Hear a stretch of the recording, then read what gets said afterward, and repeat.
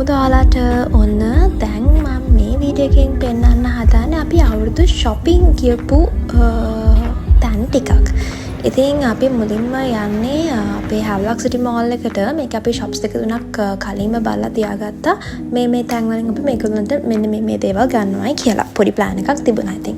ඊට පස්සේ කොහමද අපි ගිහිල්ලා අපේ මුලින්ම බොසාට trousers and denims තමයි යාට ඕන වෙලා තිබුණේ ගන්න. ඉතින් ඒකට අපි ඩීඩාට් එකට ගියා. ඩීඩාට් එකේ හොඳ collection එකක් තිබුණා. ඊට පස්සේ ආත් එකකින් select කරලා ලස්සන යාට ඕන කරන trousers denims ගත්තා. ඊට පස්සේ අපි යනවා පොඩි snack එකක් කන්න. එතන තිබ්බා පොඩි pastry shop එකක්.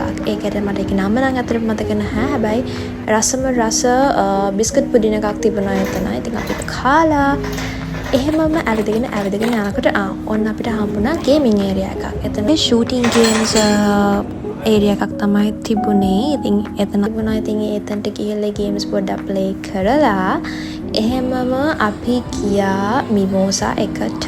ඉතින් මිමෝසා එකෙන් අපි අකිලා නංගිලාට පොඩි ගිෆ්ට්ස් ටිකකුත් අරගෙන ඊට පස්සේ අම්මිලා තාත්තට මොනවද ගන්න කියලා තමයි මේ කල්පනා කර යන්නේ.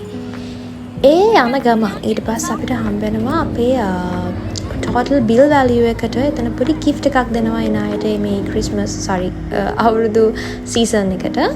ඉතින් ඒකෙන් අපිට හම්බුණා 2 hours free parking for both of us. එතකොට 4 hours වගේ අපිට හම්බ වුණා.